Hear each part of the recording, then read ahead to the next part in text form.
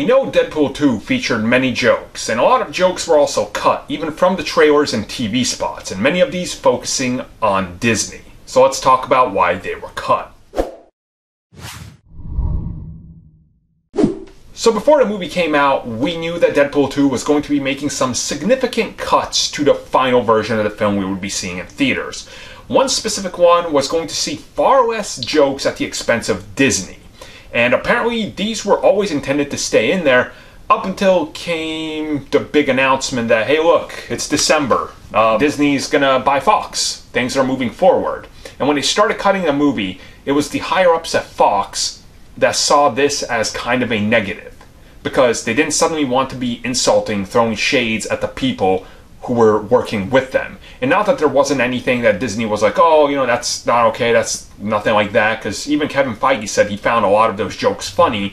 It was just a business manner, because there's people out there that don't understand how these things work, there's people out there that take these things too seriously, there's people out there that make death threats over people's opinions on movies. So keeping some of these in, they figured was probably going to be not really beneficial to anybody. So keep some of them, and they went in and they actually cut out a bunch of these more crude and obscene jokes that were at the behalf of Disney, because they just didn't see it as a good fit. Specifically when they knew that they were going to be getting bought out. You know, this movie would inevitably end up being in some sort of Disney portfolio, whether it's streaming or their releases in about 2 or 3 years from now, they're going to be the ones publishing the movie.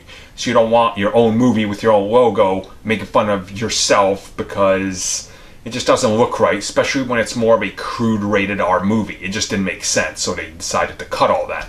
And honestly, I like that. You know, as much as I think some of those jokes would have hit, too many of them just end up being kind of boring, and too much of a good thing is sometimes bad. So ultimately, Fox said no, and they complied. So what can you do?